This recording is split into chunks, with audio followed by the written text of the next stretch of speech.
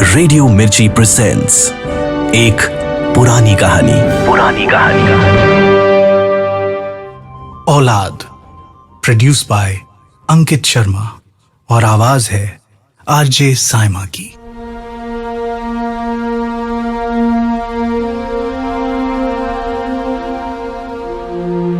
जब जुबैदा की शादी हुई तो उसकी उम्र 25 बरस की थी।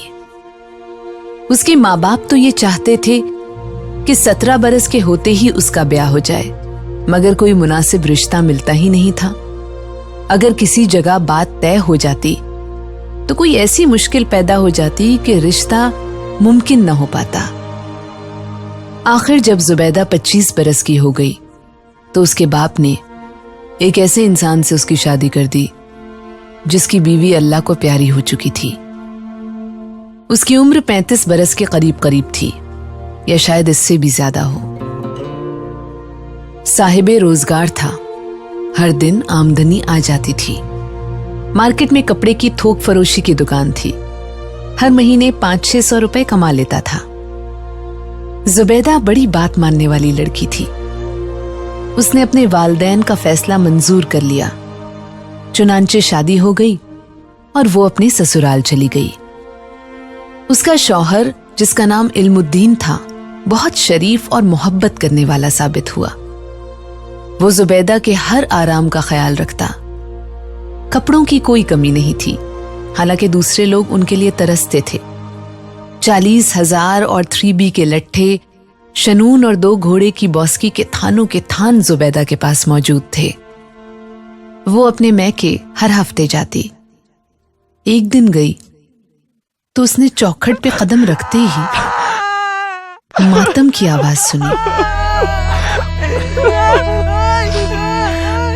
कोई ऐसे रो रहा था जैसे अंदर कोई मर गया हो। अंदर गई तो उसे मालूम हुआ कि उसका बाप अचानक दिल की हरकत बंद हो जाने की वजह से खत्म हो गया था। अब जुबैदा की मां अकेली रह गई। घर में सिवाय एक नौकर के और कोई भी नहीं था। जुबैदा ने अपने शौहर से दरखास्त की कि अगर वो इजाजत दे दे तो वो अपनी बेवा मां को अपने पास बुला ले। इल्मुद्दीन बोला, इजाजत की क्या बात करती हो? ये तुम्हारा घर है और तुम्हारी मां मेरी मां है। जाओ उन्हें ले आओ। सामान वगैरह लाने का बंदोबस्त मैं अभी किए देता हूं। जुबैदा बहुत खुश हुई। वो तांगे में गई और अपनी मां को साथ ले आई। इल्मुद्दीन ने सामान उठवाने का बंदोबस्त कर दिया था, चुनांचे वो भी पहुंच गया। घर काफी बड़ा था, 2-3 कमरे खाली पड़े थे। जुबैदा की मां के लिए कुछ सोच विचार के बाद एक कमरा खास कर दिया गया। जुबैदा की मां बहुत एहसानमंद थी और अपने दामाद के अच्छे सलूक से बहुत खुश थी। उसके जी में कई मर्तबा ये ख्वाहिश पैदा हुई कि वो अपना सारा जेवर, जो कई हजारों की मालियत का था, अपने दामाद को दे दे कि वो अपने कारोबार में लगाए और ज्यादा कमाए। मगर वो तबीयतन कंजूस थी। एक दिन उसने अपनी बेटी से कहा, मुझे यहाँ आए 10 महीने हो गए हैं और मैंने अब तक अपनी जेब से 1 पैसा भी खर्च नहीं किया है। हालांकि मेरे पास तुम्हारे मरहूम बाप के छोड़े हुए 10,000 रुपए मौजूद हैं और जेवर अलग। जुबैदा अंगीठी के कोयलों पर फुल्का सेक रही थी। माँ, तुम भी कैसी बातें करती हो? कैसी वैसी बातें जाने दो। मैंने ये सब रुपए और जेवर इल्मुद्दीन को दे दिए होते, मगर मैं चाहती हूँ कि तुम्हारा कोई बच्चा पैदा हो तो ये सब कुछ उसको तोहफे के तौर पर दूं। जुबैदा की माँ को इस बात का बड़ा ख्याल था कि उसकी बेटी के यहाँ अभी तक बच्चा क्यों पैदा नहीं हुआ है। उसकी बेटी की शादी हुए 2 बरस हो चुके थे, मगर बच्चे की पैदाइश के आसार ही नजर नहीं आते थे। वो जुबैदा को कई हकीमों के पास ले गई। उसने जुबैदा को कई माजून, कई पुड़ियां, कई दवाइयां खिलवाईं, मगर खातिर खा नतीजा बरामद ना हुआ। फिर उसने पीर फकीरों से रुजू किया। टोने टोटके इस्तेमाल किए गए, तावीज और धागे भी, मगर मुराद पूरी न हुई। आखिर जुबैदा तंग आ गई। एक दिन उसने उकताकर अपनी माँ से कहा, छोड़ो इस किस्से को, बच्चा नहीं होता तो ना हो। उसकी बूढ़ी माँ ने मुंह बिसोर कर कहा, बेटा ये बहुत बड़ा किस्सा है, तुम्हारी अक्ल को मालूम नहीं क्या हो गया है। तुम इतना भी नहीं समझती हो कि औलाद का होना कितना जरूरी है। इसी से तो इंसान की जिंदगी का बाग सदा हरा भरा रहता है। मैं क्या करूं? बच्चा पैदा नहीं होता तो इसमें मेरा क्या कसूर है? कसूर किसी का भी नहीं बेटी, बस सिर्फ एक अल्लाह की मेहरबानी चाहिए। जुबैदा खुद अल्लाह मियाँ के हुजूर हजारों मर्तबा दुआएं मांग चुकी थी कि वो अपने फजलो करम से उसकी गोद हरी कर दे, मगर उसकी उन दुआओं से कुछ भी नहीं हुआ था। जब उसकी माँ ने हर रोज उसके साथ बच्चे की पैदाइश के मुताल्लिक बातें करना शुरू कर दी तो उसको ऐसा महसूस होने लगा कि वो बंजर जमीन है जिसमें कोई पौधा उग ही नहीं सकता। रातों को वो अजीब अजीब से ख्वाब देखने लगी, बड़ी ऊट पटांग किस्म के।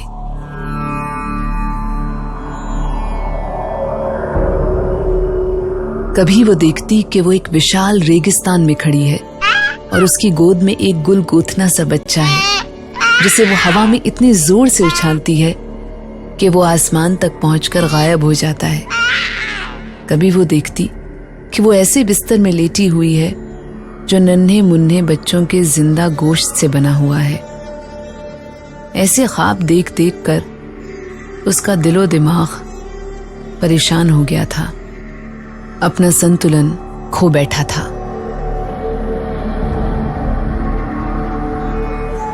एक दिन बैठे बैठे उसके कानों में किसी बच्चे के रोने की आवाज आई।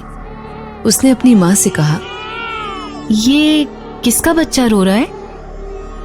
उसकी माँ ने अपने कानों पर जोर देकर बच्चे के रोने की आवाज सुनने की कोशिश की और जब उसे कुछ सुनाई न दिया तो उसने कहा, कोई बच्चा रो नहीं रहा है। नहीं माँ, रो रहा है, बल्कि रो रो के उसकी बुरी हालत हो गई है। या तो मैं बहरी हो गई हूँ या तुम्हारे कान बजने लगे हैं। जुबैदा खामोश हो गई, लेकिन उसके कानों में देर तक किसी पैदा हुए बच्चे के रोने और बिलखने की आवाज आती रही। उसने कई बार यह भी महसूस किया कि उसकी छातियों में दूध उतर रहा है, मगर उसने इस बात का जिक्र अपनी मां से ना किया। जब वो अंदर अपने कमरे में थोड़ी देर आराम करने के लिए गई तो उसने कमीज उठाकर देखा कि उसकी छातियां उभरी हुई हैं। बच्चों के रोने की आवाजें उसके कानों में अक्सर टपकती रहती। वो समझ गई थी कि ये सब वहम है।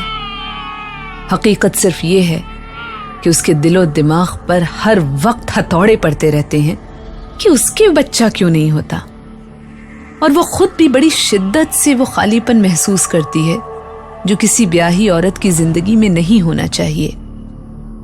वो बहुत उदास रहने लगी। मोहल्ले में बच्चे शोर मचाते तो उसके कान फटने लगते और उसका जी चाहता कि बाहर निकलकर उन सब का गला घोंट डाले। उसके शौहर इल्मुद्दीन को औलाद वौलाद की कोई फिक्र नहीं थी। वो अपने व्यापार में मगन था। कपड़े के भाव रोज बरोज चढ़ रहे थे। आदमी चूंकि होशियार था इसलिए उसने कपड़े का काफी जखीरा जमा कर रखा था। उसकी महीना आमदन पहले से दोगुना हो गई थी। शौहर की आमदनी बढ़ने पर जुबैदा को कोई खुशी हासिल नहीं हुई। जब उसका शौहर उसको नोटों की गड्डी देता तो वो उसे अपनी झोली में डालकर देर तक लोरी देती रहती। फिर वो उसे उठाकर किसी ख्याली झूलने में बिठा देती। एक दिन इल्मुद्दीन ने देखा कि वो नोट जो उसने अपनी बीवी को लाकर दिए थे दूध की पतीली में पड़े हुए हैं। वो बहुत हैरान हुआ कि वो वहां कैसे पहुंच गए। उसने जुबैदा से पूछा, ये नोट दूध की पतीली में किसने डाले हैं? बच्चे बड़े शैतान हैं, ये हरकत उन्हीं ने की होगी। लेकिन यहाँ बच्चे कहाँ हैं? आप भी कैसी बातें करते हैं? क्या हमारे यहाँ बच्चे नहीं हैं? अभी स्कूल से वापस आते होंगे, उनसे पूछूंगी कि ये हरकत किसने की है। इल्मुद्दीन समझ गया कि उसकी बीवी के दिमाग की हालत ठीक नहीं, लेकिन उसने अपनी सास से इस बात का जिक्र न किया कि वो समझता था वो बहुत कमजोर औरत है। वो दिल ही दिल में जुबैदा की दिमागी हालत पर अफसोस करता रहा, मगर उसका इलाज उसके बस में नहीं था। उसने अपने कई दोस्तों से मशवरा किया। उनमें से चंद ने उससे कहा कि वो जुबैदा को पागल खाने में दाखिल करा दे, मगर पागल खाने के ख्याल ही से उसे वहशत होती थी। उसने दुकान पर जाना छोड़ दिया। वो सारा वक्त घर रहता और जुबैदा की देखभाल करता। उसको ये डर भी रहता कि कहीं किसी रोज वो कोई खतरनाक हरकत न कर बैठे। इल्मुद्दीन के घर पर हर वक्त मौजूद रहने से जुबैदा की हालत किसी कदर दुरुस्त हो गई, लेकिन उसको इस बात की बहुत फिक्र थी कि दुकान का कारोबार कौन चला रहा है और कहीं वो आदमी जो कारोबार चला रहा है धोखा तो नहीं कर रहा। उसने कई मर्तबा अपने शौहर से कहा, तुम दुकान पर क्यों नहीं जाते? जानम, मैं काम करते करते थक गया हूँ, अब थोड़े दिन आराम करना चाहता हूँ। मगर दुकान किसके सुपुर्द है? नौकर है, वो सब काम करता है। वो ईमानदार तो है ना? हाँ हाँ, बहुत ईमानदार है, दमड़ी दमड़ी का हिसाब देता है। तुम क्यों फिक्र करती हो? मुझे क्यों फिक्र ना होगी? बाल बच्चेदार हूँ, मुझे अपना तो कुछ ख्याल नहीं, लेकिन उनका तो है। अगर आपका नौकर आपका रुपया मार ले गया तो ये समझे कि बच्चों का। जुबैदा, उनका अल्लाह मालिक है। वैसे मेरा नौकर बहुत वफादार और ईमानदार है, तुम्हें फिक्र नहीं करनी चाहिए। मुझे अपनी तो कोई फिक्र नहीं, लेकिन माँ को अपनी औलाद के बारे में तो सोचना पड़ता है ना। इल्मुद्दीन की आंखों में आंसू आ गए। इल्मुद्दीन परेशान था कि क्या करे। जुबैदा सारा दिन अपने ख्याली बच्चों के कपड़े सीती रहती, उनके लिए ऊनी स्वेटर बुनती रहती, उनकी जुराबें धोती रहती। कई बार उसने अपने शौहर से कहकर अलग अलग साइज की छोटी छोटी सैंडलें मंगवाई, जिनको वो हर सुबह पॉलिश करती। इल्मुद्दीन सब कुछ देखता और उसका दिल रोने लगता। वो सोचता कि शायद उसको उसके गुनाहों की सजा मिल रही है। उसके गुनाह क्या थे, इसका इल्म उसको नहीं था। एक दिन इल्मुद्दीन का एक दोस्त उससे मिला। उसका दोस्त बहुत परेशान था।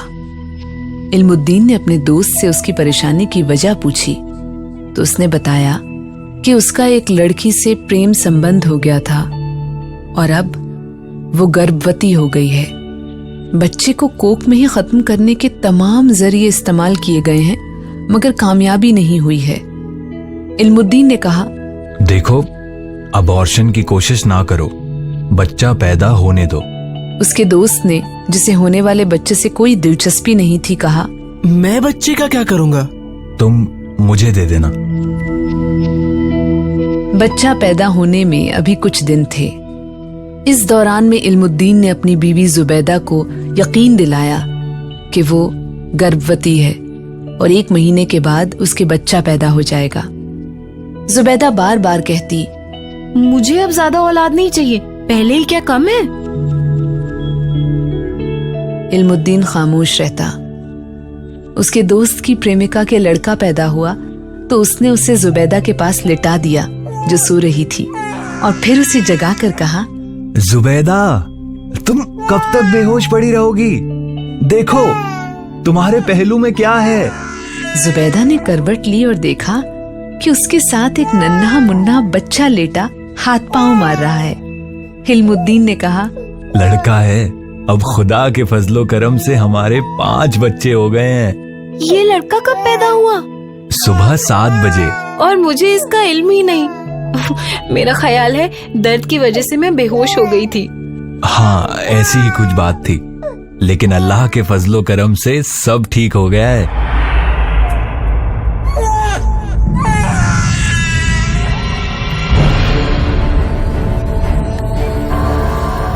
दूसरे रोज सुबह सवेरे जब इल्मुद्दीन की आंख खुली तो उसने देखा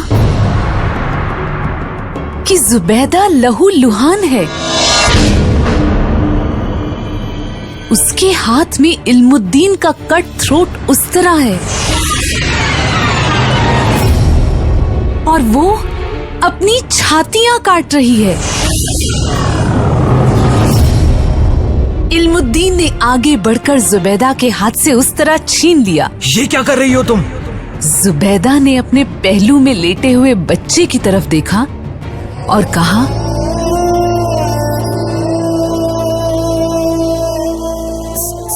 सारी रात बिलखता रहा, लेकिन मेरी छातियों में दूध ना उतरा। लानत है ऐसी।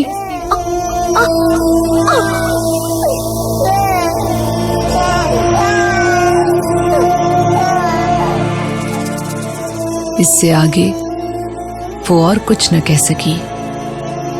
खून से लुथड़ी हुई एक उंगली उसने बच्चे के मुंह के साथ लगाई और हमेशा की नींद सो गई।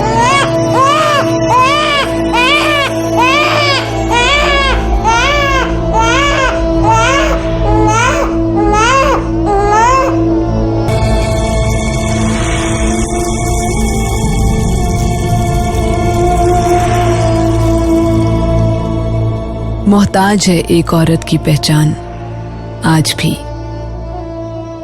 पैदाइश से लेकर मौत तक सर पे बाप, पति, बेटे का साया होना चाहिए, वरना जानी जाएगी एक यतीम, नाजायज, आवारा या बांझ, एक जिंदा लाश।